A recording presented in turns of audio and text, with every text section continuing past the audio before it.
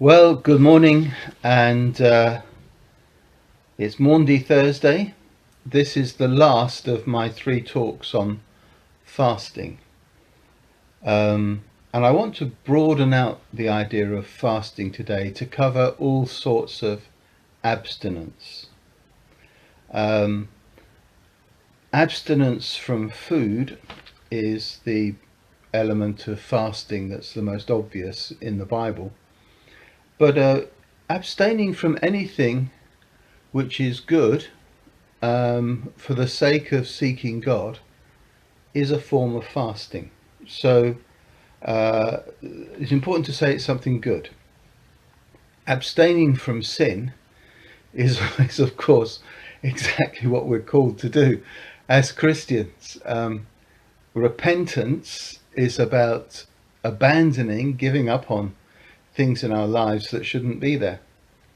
But fasting is to do with abstinence from things that should be there, from good things, the gifts of God, and so on.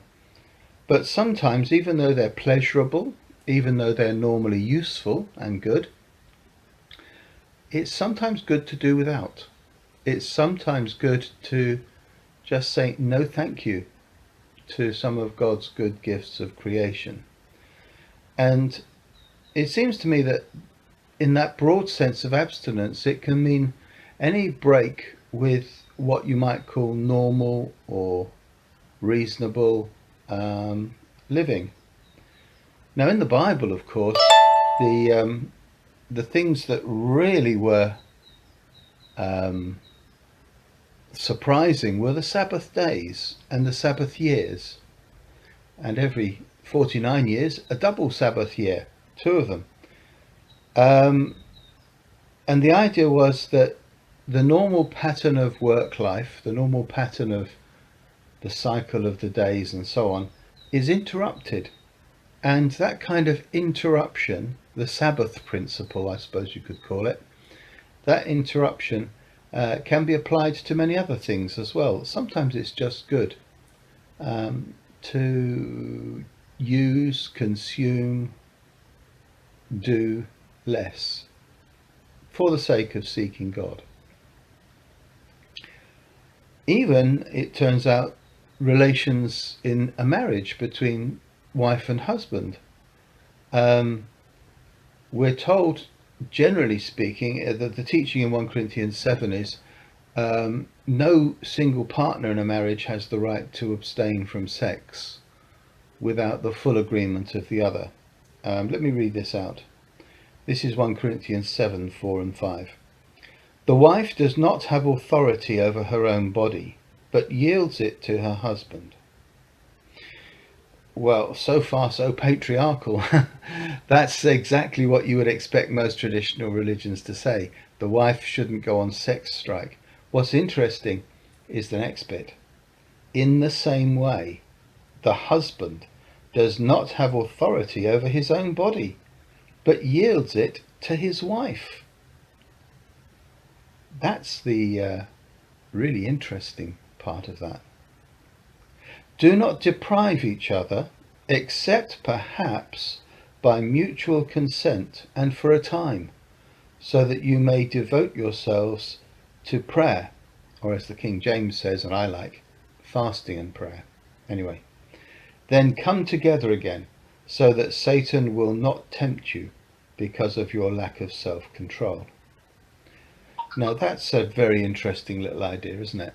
That husband should treat his body as belonging to his wife and wife to her husband, and not normally deprive the other of proper comfort.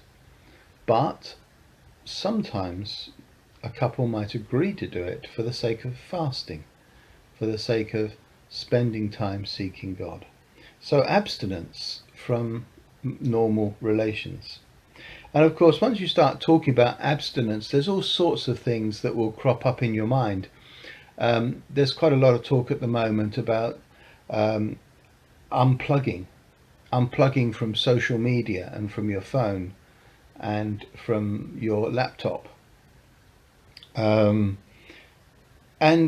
there's talk about unplugging from the news, and I often do this. I spend a couple of weeks avoiding news programs. I don't miss out at all, actually. Anything really important, someone will tell me, and it's surprising how much input you can do without. Surprising how many must-see television programs you don't really need to see, and so on. Any kind of abstinence, really, from anything which might normally be considered a good pleasure or a good enjoyment, sometimes we can lay them aside, and we're doing it because we feel there's something more important than even our pleasures and our entertainments and our diversions. So that takes me on to why we do it. Why do we abstain? Well, for me, I'd say it's a way of reminding myself what is really important.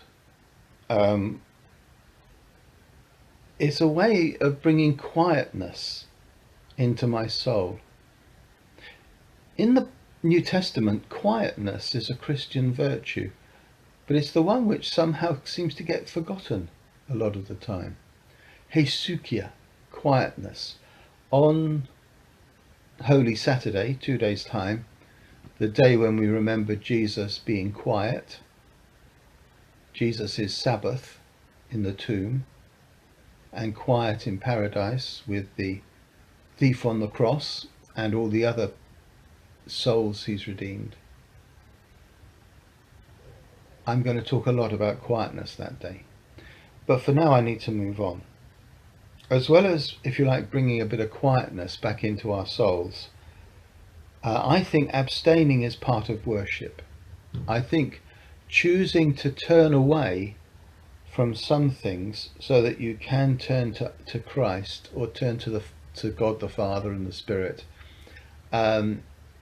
This is a way we can tell God, in a sense, that he is more important to us than all our diversions and pleasures.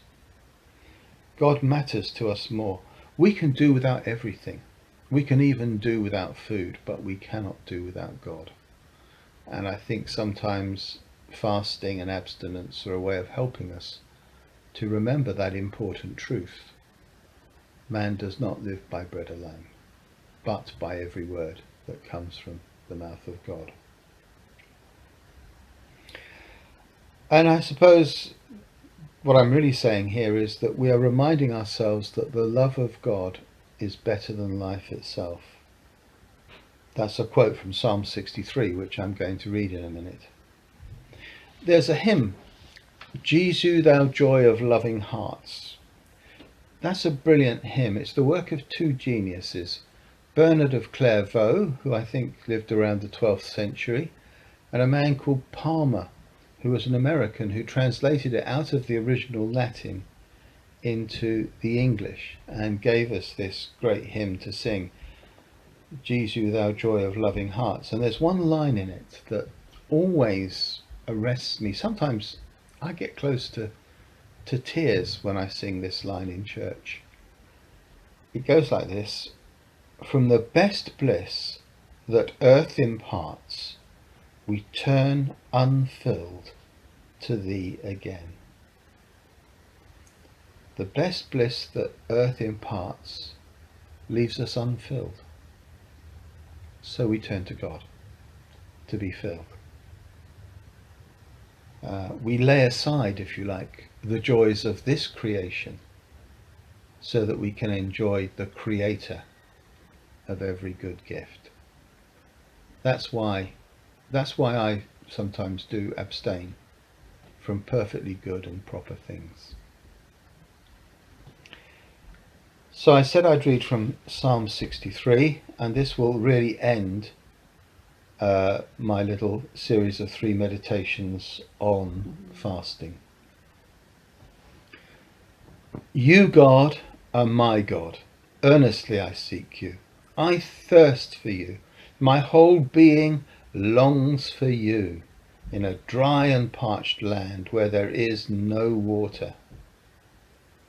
I have seen you in the sanctuary and beheld your power and your glory. Because your love is better than life, my lips will glorify you. I will praise you as long as I live, and in your name I will lift up my hands. I will be fully satisfied as with the richest of foods. With singing lips my mouth will praise you. On my bed I will remember you. I think of you through the watches of the night. Because you are my help, I sing in the shadow of your wings. I cling to you. Your right hand upholds me. Those who want to kill me will be destroyed. They will go down to the depths of the earth.